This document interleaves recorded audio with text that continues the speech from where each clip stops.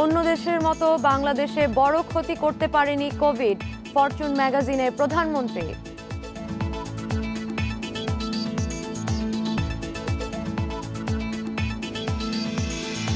Omicron সংক্রমণ বাড়লে ধ্বংসের মুখে পড়বে ইউরোপের স্বাস্থ্য খাত, বিশ্ব স্বাস্থ্য সংস্থার সতর্কতা।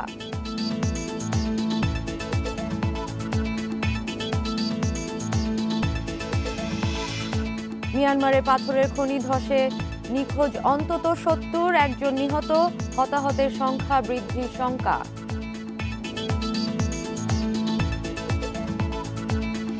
আমন্ত্রণ আন্তর্জাতিক খবর নিয়ে আমাদের নিয়মিত আয়োজন পূর্ব পশ্চিমে আপনাদের সাথে আছি আমি সাদিয়া আফরিন।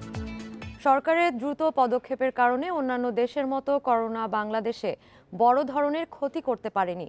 এই মহামারী থেকে খুব দ্রুত উত্তরণ করেছে দেশ। ২০ ডিসেম্বর নিউ ইয়র্ক ভিত্তিক ফরচুন ম্যাগাজিনে লেখা এক নিবন্ধে এই মন্তব্য করেন প্রধানমন্ত্রী শেখ হাসিনা। প্রধানমন্ত্রী লিখেছেন, যাদের সবচেয়ে বেশি সহায়তার প্রয়োজন তাদের সাহায্য করার মাধ্যমে কোভিড-১৯-এর অভিঘাত মোকাবেলা করা হয়েছে।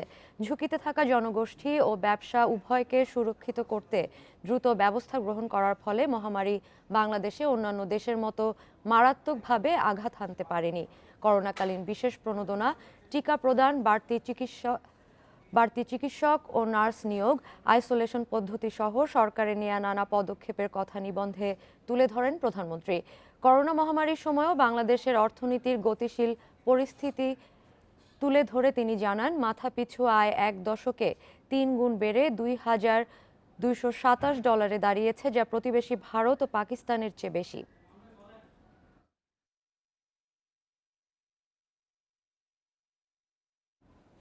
ছয় দিনের সফরে মালদ্বীপের উদ্দেশ্যে ঢাকা ছেড়েছেন প্রধানমন্ত্রী শেখ হাসিনা। বেলা ১২টা ১১ দিকে বিশেষ ভিভিআইপি ফ্লাইটে শাহজালাল আন্তর্জাতিক বিমানবন্দর ছাড়েন তিনি। বিকেল ৩টায় মালে বিমানবন্দরে অবতরণের কথা রয়েছে ফ্লাইটটি। সেখানে মালদ্বীপ সরকারের পক্ষ থেকে শেখ হাসিনাকে অভ্যর্থনা জানাবেন সে দেশের পররাষ্ট্র প্রতিমন্ত্রী। বৃহস্পতিবার সকালে মালদ্বীপের রাষ্ট্রপতি ইব্রাহিম মোহাম্মদ সলি আনুষ্ঠানিকভাবে প্রধানমন্ত্রী শেখ হাসিনাকে স্বাগত জানাবেন। এ সময় তাকে দেয়া হবে গার্ড অফ অনার। পরে প্রধানমন্ত্রীর সঙ্গে মালদ্বীপের প্রেসিডেন্টের দ্বিপক্ষীয় বৈঠক হবে। এরপর দুই দেশের মধ্যে স্বাস্থ্য, শিক্ষা, দ্বৈত করারোপ, যুব ও ক্রীড়া বিষয়ে কয়েকটি চুক্তি ও সমঝোতা স্মারক সই হতে পারে। এ সময় প্রতীকীভাবে সামরিক সরঞ্জাম হস্তান্তর করবেন প্রধানমন্ত্রী শেখ হাসিনা। সফর শেষে ২৭ ডিসেম্বর বিকেলে প্রধানমন্ত্রী ঢাকা পৌঁছানোর কথা রয়েছে।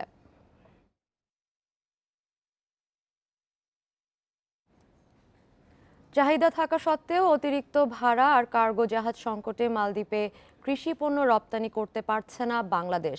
অথচ দেশটিতে বেশিরভাগ ব্যবসা পরিচালনা করছেন প্রবাসী বাংলাদেশিরা। বাংলাদেশ থেকে সরাসরি কার্গো জাহাজ চালুর পাশাপাশি রপ্তানি প্রক্রিয়া সহজ করার দাবি তাদের। মালদ্বীপের রাজধানী মালে শহরে দীর্ঘদিন ধরে সবজির ব্যবসা করছেন নোয়াখালীর কবির হোসেন। তার দোকানের করলা, বেগুন, ফুলকপি, বাঁধাকপি সহ বেশিরভাগ সবজি আসে ভারত কিংবা শ্রীলঙ্কা থেকে। আমদানি নির্ভর মালদ্বীপে কৃষি পণ্যের একটি বড় বাজার রয়েছে, যেটি দখল করে আছে ভারত এবং শ্রীলঙ্কা। মালদ্বীপের বাজার ধরতে বাংলাদেশ থেকে কচুরলতি, পটল, কাঁকরোল সহ বিভিন্ন কৃষি পণ্য রপ্তানির চেষ্টা করেছেন তিনি। তবে সরাসরি পণ্য পাঠানোর সুযোগ না থাকায় রপ্তানি খরচ বেড়ে যায় বলে জানান তিনি। দুই একটা মাল যদি আনি আমরা, তাহলে এগুলোর দাম পড়ে বেশি, যার কারণে বিক্রি হয় না। আপনি বিক্রি করছেন কি? আমরা লতি আনছি, সিম আনছি। মালের এই বাজারে ১৫ বছর ধরে পান সুপারির ব্যবসা করছেন নরসিংদীর মিজান মিয়া। শ্রমিক হিসেবে গেলেও এখন তিনি ৩টি দোকানের মালিক। এছাড়াও ফলের দোকান সহ মালদ্বীপের বিভিন্ন ব্যবসার নিয়ন্ত্রণ করছে বেশিরভাগ বাংলাদেশি। 3টা দোকান 3টা মালিকের নামে, ওই 3টা মালিকের শেয়ার থাকতো। আমরা ব্যবসাটা পরিচালনা করি, সম্পূর্ণ আমরা করি। একবার দুইবার যারা আনছে সবাই লস খেয়েছে, তার কারণ হলো আপনার বাংলাদেশের কাস্টম চার্জ বেশি। দেশটিতে কৃষি পণ্যের ব্যাপক চাহিদা রয়েছে, তবে শুধুমাত্র যোগাযোগ ব্যবস্থা সহজ না হওয়ায় রপ্তানি বাড়ানো সম্ভব হচ্ছে না। পার্শ্ববর্তী দেশের তুলনায় আমরা এই আমদানির পরিমাণটা যদি বাড়াতে চাই, তাহলে সেই ক্ষেত্রে আমাদেরকেই জাহাজ চালু করার চেষ্টা করতে হবে। মালদ্বীপের যে ক্ষেত্র আছে, যারা আমাদের ব্যবসায়ী অ্যাসোসিয়েশন আছে, তারা এটা আইডেন্টিফাই করে বলে আমাদের রপ্তানি অনুরোধকে সর্বাত্মক সহযোগিতা করা হবে এই ব্যবসা প্রসারের জন্য। নিজস্ব চাহিদা মেটাতে মালদ্বীপ খাদ্য বস্ত্রসহ বিভিন্ন পণ্য আমদানি করে $1,993 মিলিয়ন, যার বেশিরভাগই আসে সিঙ্গাপুর, ভারত, শ্রীলঙ্কা ও চীন থেকে। আর গত অর্থ বছরে বাংলাদেশ থেকে মালদ্বীপে রপ্তানি হয়েছে মাত্র $60 লাখ পণ্য। সোহেল রানা, ইন্ডিপেন্ডেন্ট নিউজ, মালে, মালদ্বীপ। ঢাকা উত্তর ও তুরস্কের আঙ্কারা সিটি কর্পোরেশন একসঙ্গে কাজ করার সিদ্ধান্ত নিয়েছে। পরিবহন ও বর্জ্য ব্যবস্থাপনা নিয়ে নিজেদের মধ্যে অভিজ্ঞতা বিনিময় করবেন দুই শহরের মেয়র। সম্প্রতি তুরস্কে এক বৈঠকে একমত হয়েছেন তারা। ঢাকা সিটিতে অনেক এলাকায় রাস্তায় ফেলা হয় বর্জ্য, কারণ নেই পর্যাপ্ত এসটিএস। অন্যদিকে বর্জ্য ব্যবস্থাপনায় সফল তুরস্ক। এসটিএস করা হয়েছে মাটির নিচে, দিনভর পরিষ্কার হয় নগরীর বর্জ্য। আবার যানজট নিরসনেও নানা পদক্ষেপ নিয়েছে তুরস্ক। অনেক মোড়ে আন্ডারপাস করে দেওয়া হয়েছে, যেখানে সিগন্যালে যানবাহনগুলোকে আটকে থাকতে হচ্ছে না। শহর ব্যবস্থাপনার নানান অভিজ্ঞতা বিনিময়ের পাশাপাশি অর্থনৈতিক, শিক্ষা, সংস্কৃতি, কারিগরি সহ বিভিন্ন বিষয়ে বৈঠক হয়েছে আঙ্কারা ও ঢাকা উত্তরের মেয়রের মধ্যে। ডিএনসিসির মেয়রের সাথে দীর্ঘ আলাপ হয়েছে। আঙ্কারা বিভিন্ন ক্ষেত্রে কিভাবে সফল হয়েছে আমরা সেটি শেয়ার করব। আমরা দুই শহর একসঙ্গে কাজ করব। আশা করি নগরবাসী উপকৃত হবে। এভাবে দুই শহরের মাঝে সম্পর্ক আরও গভীর হবে। ডিএনসিসি মেয়র জানান, আঙ্কারা সিটি কর্পোরেশনের বর্জ্য ব্যবস্থাপনার দক্ষতা কাজে লাগানো হবে। পাশাপাশি নগর ব্যবস্থাপনাকে আধুনিক করতে নেওয়া হবে পরামর্শ। দুই দেশের মধ্যে যেরকম সম্পর্ক স্থাপিত হবে, সেরকম দুই সিটির মধ্যেও কিন্তু একটি সিস্টার সিটি আমরা করতে যাচ্ছি খুব শীঘ্রই। এবং আমি যেরকম এখানে এসেছি, আঙ্কারার মেয়র, এই দেশের ফরেন মিনিস্টার, তারাও কিন্তু যাবেন বাংলাদেশে এসে সিস্টার সিটি এগ্রিমেন্ট করার জন্য। এরই মধ্যে আঙ্কারা ঢাকা সম্পর্কের নিদর্শন হিসেবে তুরস্কে বঙ্গবন্ধু পার্ক ও ভাস্কর্য হয়েছে, আর ঢাকায় কামাল আতাতুর্ক পার্ক ও ভাস্কর্য তৈরির কাজ চলছে। Adilur Rahman, independent news, Ankara, তুরস্ক। অমিক্রনের সংক্রমণ বাড়লে ধ্বংসের মুখে পড়বে ইউরোপের স্বাস্থ্য ব্যবস্থা। মঙ্গলবার করোনার নতুন ধরন নিয়ে সতর্ক বার্তা দিয়েছেন বিশ্ব স্বাস্থ্য সংস্থার ইউরোপীয় অঞ্চলের প্রধান হ্যান্স ক্লুগ। এদিকে বিশ্বে একদিনে করোনায় ৭,৪০০ জনের মৃত্যু হয়েছে, প্রাণহানি ছাড়িয়েছে ৫৩,৮৪,০০০। করোনার নতুন ধরন ওমিক্রন শনাক্তের ৩০ দিন না পেরুতেই ১০৬ দেশে পাওয়া গেছে এই ভ্যারিয়েন্ট। ওমিক্রনের প্রভাবে আরও একটি বড় বিপর্যয়ের মুখোমুখি হতে যাচ্ছে ইউরোপ, জানিয়েছে বিশ্ব স্বাস্থ্য সংস্থা। এখন পর্যন্ত ইউরোপের ৫৩টি দেশের মধ্যে অন্তত ৩৮টি দেশে ওমিক্রন শনাক্ত হয়েছে। বর্তমানে যুক্তরাজ্য, ডেনমার্ক ও পর্তুগালে ব্যাপকভাবে ছড়িয়েছে ওমিক্রন। তাই যত দ্রুত সম্ভব সবাইকে বুস্টার ডোজ নেয়ার পরামর্শ দিয়েছেন বিশ্ব স্বাস্থ্য সংস্থার ইউরোপীয় অঞ্চলের প্রধান। এদিকে বড়দিনকে সামনে রেখে ওমিক্রন মোকাবিলায় নতুন বিধিনিষেধ আরোপ করেছে জার্মানি, পর্তুগাল ও সুইডেন। ১০ জনের বেশি জনসমাগমে নিষেধাজ্ঞা দিয়েছে জার্মানি। ওমিক্রনের বিস্তার বাড়ায় ৯ জানুয়ারি পর্যন্ত বার, রেস্তোরাঁ বন্ধের ঘোষণা দিয়েছে পর্তুগাল সরকার। তবে বড়দিনের আগে বিধিনিষেধ জারি করা হবে না বলে জানিয়েছেন যুক্তরাজ্যের প্রধানমন্ত্রী বরিস জনসন। বিদেশি ভ্রমণকারীদের ওপর বাধ্যতামূলক কোয়ারেন্টাইনের নির্দেশ দিয়েছে থাইল্যান্ড সরকার। ওমিক্রনের প্রথম মৃত্যুর তথ্য নিশ্চিত করেছে ইসরায়েল। প্রথম দেশ হিসাবে ইসরায়েল সরকার টিকার ৪ ডোজ দেওয়ার পরিকল্পনা হাতে নিয়েছে। এছাড়াও যুক্তরাষ্ট্রে ভ্রমণের ক্ষেত্রে নাগরিকদের ওপর নিষেধাজ্ঞা দিয়েছে ইসরায়েল সরকার। ওমিক্রন মোকাবিলায় টিকা কর্মসূচি জোরদার করা হবে এবং করোনার পরীক্ষা কেন্দ্র বাড়ানো হবে বলে জানিয়েছেন মার্কিন প্রেসিডেন্ট জো বাইডেন। এছাড়াও জানুয়ারি থেকে করোনা পরীক্ষার ৫০ কোটি র্যাপিড কিট বিনামূল্যে দেয়া হবে। Lutfa Fouzia, independent news. মিয়ানমারের উত্তরাঞ্চলে একটি পাথরের খনি ধসের ঘটনায় অন্তত ৭০ জন নিখোঁজ রয়েছে। এ পর্যন্ত একজনের মরদেহ উদ্ধারের খবর পাওয়া গেছে। ঘটনাস্থলে উদ্ধার কাজ চলছে। হতাহতের সংখ্যা আরও বাড়ার আশঙ্কা করা হচ্ছে। ধসের ঘটনায় ক্ষতিগ্রস্ত ব্যক্তিরা সবাই অবৈধ খনির শ্রমিক বলে প্রাথমিকভাবে ধারণা করা হচ্ছে। স্থানীয়রা জানায় ভোর ৪টার দিকে কাচিন রাজ্যের হাকান্ত এলাকায় এ ঘটনা ঘটে। বিশ্বে জেট পাথরের সবচেয়ে বড় উৎস মিয়ানমার, কিন্তু প্রায় সারা বছরই দেশটির বিভিন্ন খনিতে দুর্ঘটনা ঘটে থাকে। হাকান্ত এলাকায় পাথর খনিতে নামা নিষিদ্ধ হলেও বিধিনিষেধ উপেক্ষা করেই খনিতে কাজ করেন স্থানীয়রা।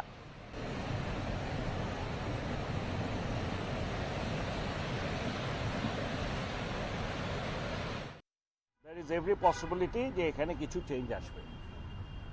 তখন ভাই লাস্ট 2 ডেজ মানে আপনি ইউ মাস্ট বি অ্যাওয়ার যে আকরাম ভাই ওনার ক্রিকেট অপারেশনসের যে পদটা হোল্ড করতেন সেটা ছেড়ে দেওয়ার একটা ইচ্ছা তিনি প্রকাশ করেছেন। লাস্ট নাইট তিনি বলেছেন যে আফটার টকিং টু ইউ উনি চূড়ান্ত সিদ্ধান্তটা জানাবেন, সেটা নিয়ে কথা হয়েছে না। আজকে আমরা আকরাম ভাইকে দেখেছি। আপনি না, এখানটায় আমার মনে হয় একটু কমিউনিকেশন গ্যাপ আছে।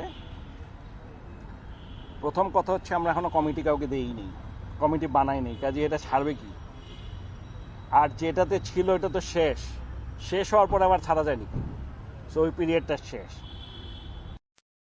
হ্যাঁ, এই ইন্টারিম পিরিয়ডটা চালিয়ে যাচ্ছে। সো আমিও আপনাদের মিডিয়াতে দেখে, আমার সাথে কথা হয়নি এর আগে, মিডিয়া দেখে আমি ভেবেছিলাম বোধহয় এই সময়টাও থাকতে চাচ্ছে না। তো আমি ওকে জিজ্ঞেস করলাম, বললো না এই সময়টা না, এই সময়টা না, যেহেতু সে 8 বছর ধরে ছিল এবং এইটাতে প্রচুর কাজ এই অপারেশনসে, সে অন্য কোনোটা দিলে ও মনে করে যে এইটাতে তার যে সময় দেওয়া দরকার সেটা তার জন্য কঠিন হয়ে যাচ্ছে, কাজেই তার প্রেফারেন্স বলেছে অন্য জায়গায় দিলে তার কোনো আপত্তি নেই। আমাকে যা বলেছে, থাকবো না অমুক না, আবার এরপর বলেছে আপনি যদি যেটা বলেন সেটাই ফাইনাল। সো এমন না যে সে ছেড়ে দিচ্ছে, ছেড়ে দিবে, করবো না, নাথিং লাইক দ্যাট।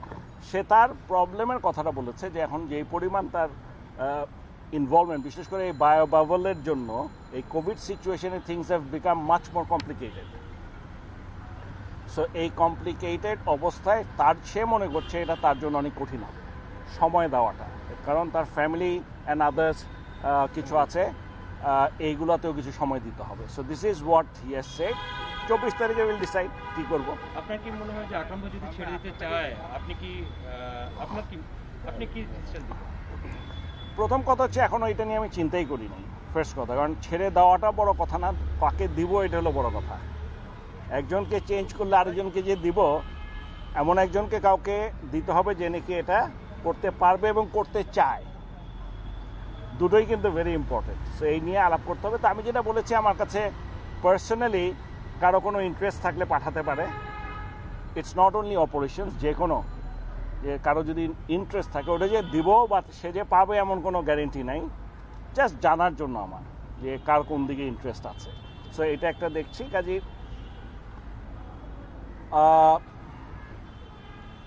চেঞ্জ হবে এটাও বলছি না, চেঞ্জ হবে না এটাও বলছি না। 24 তারিখ। তখন ভাই এর সাথে একটা জিনিস অ্যাড করতে চাই, সেটা হচ্ছে যে যখন একজন ফ্যামিলি কমিটমেন্টস এবং আমার আরো অনেক কমিটমেন্ট থাকে, আপনি কি মনে করেন যে মানে ইটস হাই টাইম যে আপনারা একটা চেঞ্জে যাবেন? বিকজ সে নিজেও 8 বছর মানে সে বলছেন যে সে একটু এক্সস্টেড, একটু আসলে এক্সস্টেড বলতো না, আপনাদের ব্যাপারটা একটু বুঝতে হবে। এক্সস্টেড মানে কি? এর আগে তো কখনো বলে নাই সে এক্সস্টেড। তার এই কোভিড সিচুয়েশনটা, as I have mention before, বারবার বলছি, এখন সিচুয়েশনটা ইজ টোটালি ডিফারেন্ট। এখন আকরামের পক্ষে, ফর এক্সাম্পল, আকরাম কেন, আমি তো সবসময় টিমের সাথে ছিলাম। এবার একটা তো টিমের সাথে আছি, গত 2 বছর তো আমি টিমের সাথে নাই, আমি তো পারছি না। সো অপারেশনসটা একটা অত্যন্ত গুরুত্বপূর্ণ, মানে এটা হলো আমি বলবো সবচেয়ে ইম্পর্টেন্ট এবং সবচেয়ে বেশি কাজ, কমপ্লিকেটেড, সবচেয়ে বেশি কাজ। সো এইটা যদি করতে হয় তাকে সময় দিতে পারার একটা ইম্পর্টেন্ট ফ্যাক্টর আছে। এবং আমি নিজেই যেখানে পারছি না, আমি ওকে তো ফোর্স করতে পারি না। মানে এখন কি, একটা জায়গায় গেলে তো কোয়ারেন্টাইন, এই কোয়ারেন্টাইন থাকলে আবার মানে ইটস এ বিট কমপ্লিকেটেড। এই যে যেভাবে চলছে কোয়ারেন্টাইন, আইসোলেশন, এটা এত সহজ না, তা না করা সম্ভব না। So will see. ও কিন্তু বলে নাই ও করবে না, ওর আলটিমেটলি বলেছে আপনার সিদ্ধান্ত। তবে আমি মনে করি আমার জন্য এটা টাফ, আমাকে অন্য কোথাও দিলে ভালো হয়। This is what he told me. আমরা দীর্ঘ সময়ের কথা এসেছে যে আকরাম ভাই দীর্ঘ সময় ধরে এখানে কাজ করছে এবং আপনিও বলছেন যে সিচুয়েশন পুরো টাফ হয়ে গেছে। আপনার কথা এটাও স্পষ্ট যে আকরাম ভাই তার ভূমিকা ভূমিকা যখন পালন করছিলেন মোটামুটি সাকসেসফুল ছিলেন তিনি, যেহেতু কঠিন একটা কাজ কারেকশন, মোটামুটি না, খুবই সাকসেসফুল এবং খুবই সাকসেসফুল খুবই সাকসেসফুল। তার মানে শুনেন, এখানে কত পার্ট আছে। অপারেশনস মানে যে বেসিক আমরা মনে করি এর বাইরেও কিছু কাজ আছে। একটা হচ্ছে লজিস্টিক্যাল, মানে যদি এমনি ভাগ করতে চাই, লজিস্টিক্যাল কিছু ব্যাপার আছে। এই যে স্কেজুলিং, এইগুলো কিন্তু একটা পার্ট এবং এটা হিউজ। ক্যালেন্ডার তৈরি করা, ডোমেস্টিক, ইন্টারন্যাশনাল, যাই আমাদের সব কিছু করা, সব ডিপার্টমেন্টের সাথে কোঅর্ডিনেট করা, এইগুলো তো একটা সাইড। এরপরে আরেকটা সাইড হচ্ছে কোচিং স্টাফ, প্লেয়ার, এদের সাথে কন্টিনিউয়াস ইন্টারাকশন, এদের সমস্যাগুলো কন্টিনিউয়াসলি সলভ করা অনেক কঠিন কাজ। এটা এত সহজ কাজ। তার মানে আকরাম খান তার জায়গাটায় রোল প্লে করতে সাকসেসফুল ছিলেন, এবং এরকম সাকসেসফুল যারা, নিশ্চয়ই আপনি চাইবেন যে তারা তাদের রোলটা কন্টিনিউ করবে। যদি কেউ সাকসেসফুল হয় নিশ্চয়ই, কেউ যদি আনসাকসেসফুল হয় তার জায়গায়, একইভাবে তো সেই জায়গাটায় পরিবর্তনটাও দরকার। আমরা যদি আপনার কথা মতো বলি যে জানুয়ারিতে আপনি একটা চেঞ্জের কথা বলেছিলেন পাপন ভাই, এবং কোন দুই ডিপার্টমেন্ট সেটা আমরা জানি সবাই মোটামুটি, যেটা নিয়ে সবচেয়ে বেশি আলোচনা হয়েছে। জানুয়ারিতে কি আমরা কি এই চেঞ্জ? আমি তো জানি না, আপনারা জানেন কোত্থেকে, কি কোন দুই ডিপার্টমেন্ট? যে সিলেকশন প্যানেলের ইস্যুতে আপনি জানুয়ারিতে একটা ডিসিশন বা একটা পরিবর্তন হবে কিনা? মানে আমি বলি, আপনারা কনফিউজড হয়েন না। আপনারা আমাকে জিজ্ঞেস করেছেন কোচিং সিলেকশন প্যানেল নিয়ে আমরা কোনো সিদ্ধান্ত নিয়েছি কিনা। আমি বলছি যা সিদ্ধান্ত হবে জানুয়ারিতে, চেঞ্জ হবে কিনা বলিনি। ইনারা কি থাকতে পারে? সবারই অপশন আছে, বাট সব রকম অপশনই open until and unless we give the decision, ওই ফাইনাল ডিসিশন না। কোচিং এবারে বলেন যে আকরাম ভাই খুব সাকসেসফুল, তাহলে টিম ডিরেক্টর ইন্ট্রোডাকশনটা কেন হবে? Why did we have to introduce team director? ও, এইটা আরেকটা জিনিস বলি। প্রথম কথা হচ্ছে, আপনাদের আরেকটা কথা বলে দেই, আকরাম চেয়ারম্যান, ভাইস চেয়ারম্যান কিন্তু খালেদ মাহমুদ সুজন অপারেশনস। এটা আপনারা অনেকে হয়তো জানেন না, ঠিক আছে?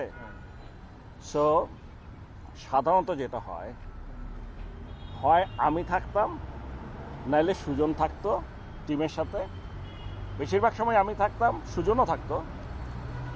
আমি না থাকলে সুজন থাকতোই, কিন্তু সুজন যখন নাকি এইজ লেভেলে অনেক বেশি, ওকে আলাদা বিশেষ গেম ডেভেলপমেন্টে যখন ওকে বিশেষ দায়িত্ব দেওয়া হলো গতবারের আন্ডার-19 ওয়ার্ল্ড কাপ টিমটার সাথে, তখন ও কিন্তু যেতে পারছে না।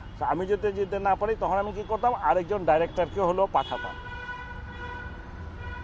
অপারেশনসে যাওয়ার কথা, নাহলে কেউ না কেউ যাবে। ওই জায়গাটা একটা গ্যাপ হচ্ছে, এবং ওই গ্যাপটাকে আমরা দূর করার জন্যই আমরা মনে করছি যে এখন আপাতত খালেদ মাহমুদ সুজন যেহেতু ভাইস চেয়ারম্যান, ওই পার্টটা, অপারেশনসে তো অনেকগুলো পার্ট, লজিস্টিক্স অ্যান্ড ওই সাইটগুলো, স্কেজুলিং, এগুলো সব করছে, এখান থেকে করছে। আর ওই ইন্টারাকশনটার জন্য আমাদের একজনকে দরকার, আমরা খালেদ মাহমুদ সুজনকে বলেছি, ও গিয়েছে। তাও সবগুলোতে পারেনি। আপনারা যদি দেখেন ঢাকায় যে সিরিজটা হলো লাস্ট, ওটাতে ছিল না টিমের সাথে কেউ, ঠিক আছে?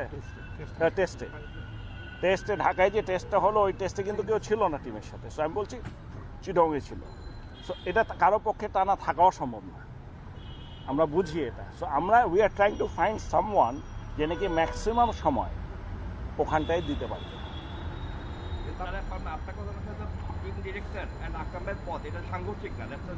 কোনোভাবেই না, এইটা বলতে পারেন আমি যে যাচ্ছি না, আমার জায়গায় একজন যাচ্ছে, একজন থাকা। মানে আমি যখন থাকি তখন তো আমার কারোর মানে ওখানে থাকে সবাই, কিন্তু না থাকলেও চলে, কারণ আমি নিজে খোঁজ নিয়ে জানি কি হচ্ছে না হচ্ছে। এখন আমি জানতে পারি না কারণ ওখানে কেউ নাই। সেই জন্য আমরা যেটা করেছি, একটা টিম ডাইরেক্টর হিসেবে ওখানে দিচ্ছি, কারণ নাইলে এইখানটায় তার রোলটা কি হবে, ম্যানেজার তো তখন আরেকজন, একজনকে যদি দিতে হয় কি বলে দিব, সেই জন্য তাকে টিম ডাইরেক্টর হিসেবে বলা হচ্ছে, এবং অথরিটিটা অনেক বেশি। বিপিএল নিয়ে জানতে চাচ্ছি, আপনারা একটা কোশ্চেন একটা করেন, বিপিএল গভর্নিং কাউন্সিল আছে, বাকিগুলো বলতে